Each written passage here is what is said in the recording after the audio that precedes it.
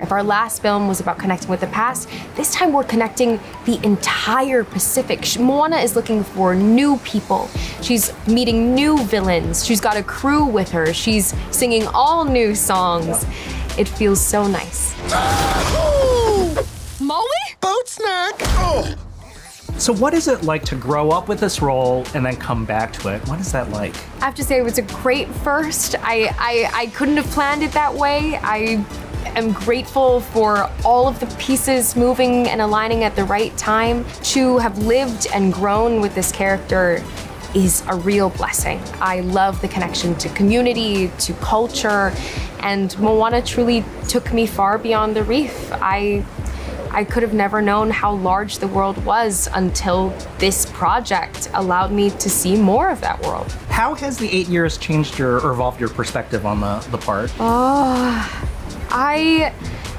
First of all, we're never guaranteed a sequel or that we would ever continue the story. I always felt like we had more to tell, and perhaps I'm a little biased in that, but I have grown myself, and to have that growth juxtaposed with Moana's, it's been 3 years since we last saw her, and she is now a master navigator. She's been sailing way beyond the reef, and this story, we are focusing on the future. If our last film was about connecting with the past, this time we're connecting the entire Pacific. Moana is looking for new people.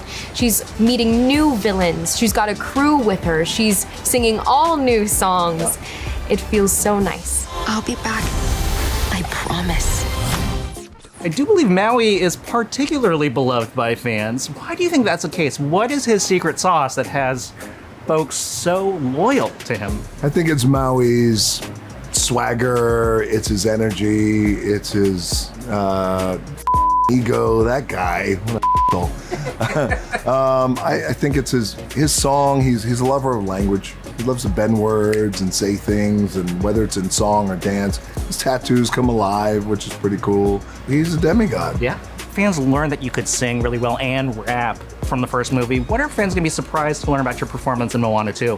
I think they might be moved with the emotionality of Moana 2, without giving any spoilers here, is, we go to places that aren't comfortable but are real, and they happen in life. And I think maybe that, and maybe they might be happily surprised that Maui sings another song, but the song is not about himself. It's not "You're welcome." It's "Can I get a chee-hoo? Can I get a chee-hoo?" Which is empowering and motivating somebody else to be like, hey, like, you can do it. I feel like there's some backstory that I need to get caught up on.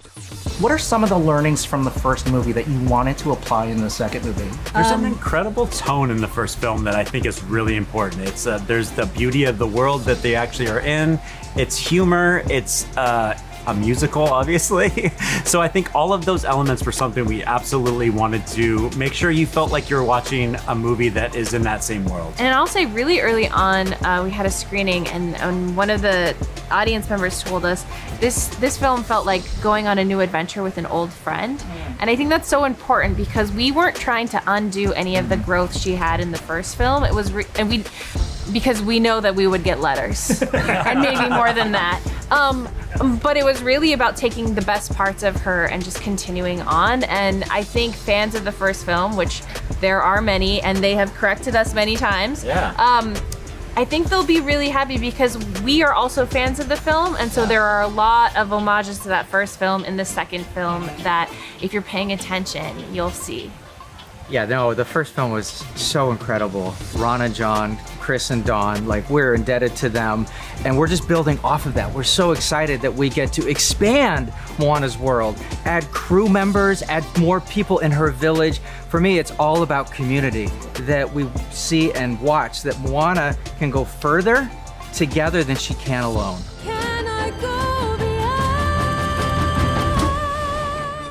What is the most exciting or challenging thing about writing music for these specific characters? Abigail. Well, Moana is pretty much the ultimate Disney heroine. No one defines her but herself. She has no love interest, and she's going on journeys that are just bigger than herself. She's selfless in that way, that she is doing it for her people and for her community, and to connect all the people of the entire ocean. It's a pretty epic story. I feel like especially with Maui, such a specific tone.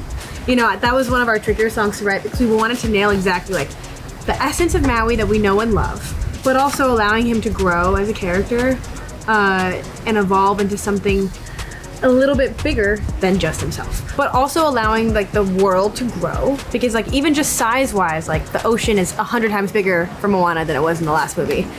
And this is the first time we've seen a character in a Disney movie grow and age and evolve like this. So it's how do we update their voices so that it represents the new people that they are. Finally, we're back to who we're meant to be.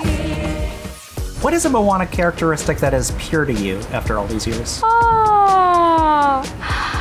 When Moana is fearful of the path in front of her or unsure, she still follows it through.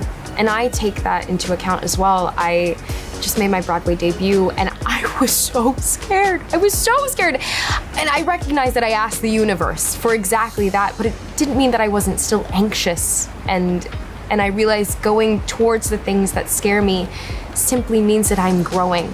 And that's a part of being alive. Bring it on, Coco. Nuts.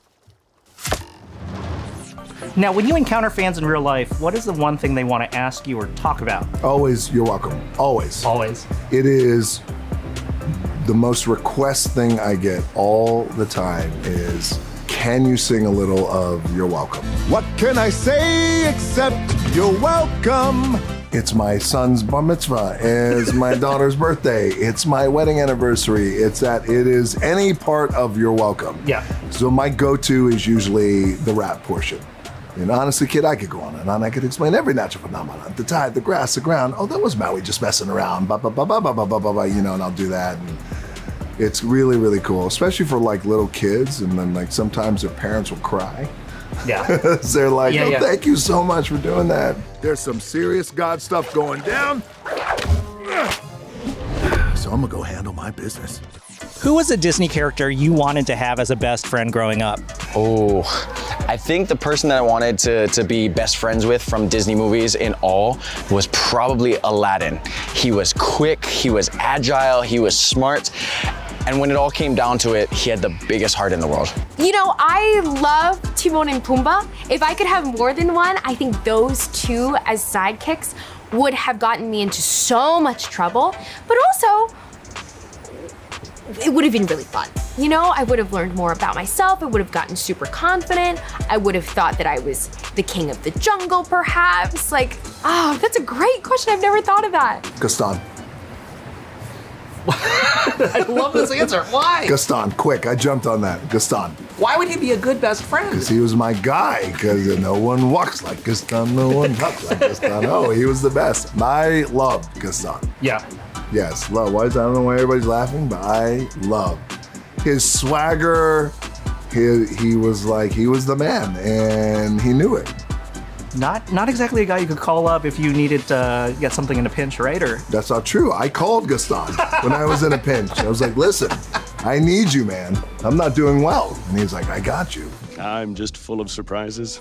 what was the Disney song that you remember learning by ear or by rote for the very first time?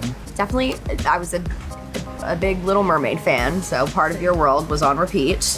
Sung it for many, many voice recitals, I remember. Yeah, I became her. Art imitates life. As a lyricist, I'm sure you appreciate Howard's amazing lyrics. Do you have a favorite line from that song?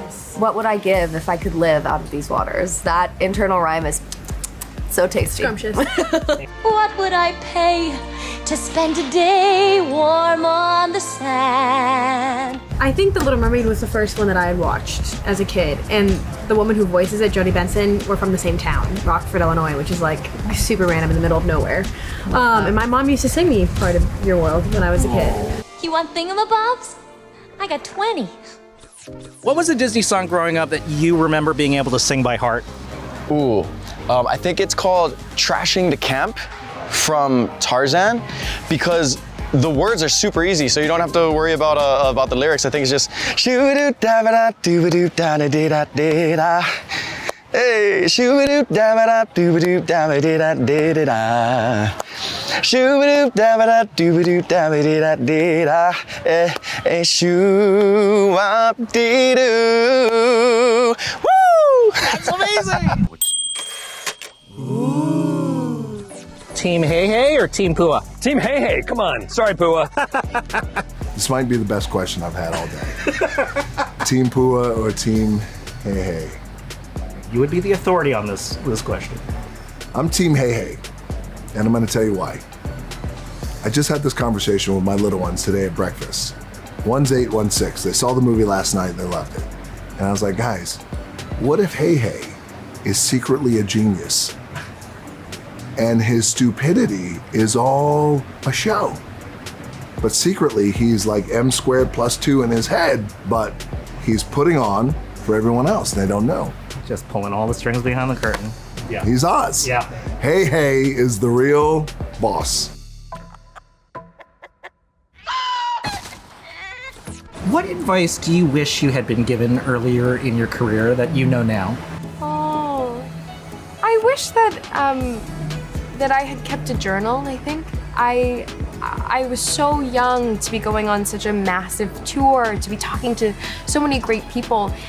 And thankfully, I'm pretty good at remembering faces, but I wish that I kept more of a log of what I did and who I met and how I felt, because it just went by so quickly. Do you journal things now? I do more so, yeah. I also think it started because I got my PADI scuba certification. Okay. And I realized, oh, my memories are so much more vibrant looking at those past logs of what I saw. Oh, I saw a blue starfish. Oh, that's right. It triggers a memory as opposed to just relying on gut feeling. I do remember, though, from my first press tour that I ate a lot of McDonald's because the different, because the different countries have different sauces. Yes. But that's why I wish I had a journal, because I don't remember what sauces I ate.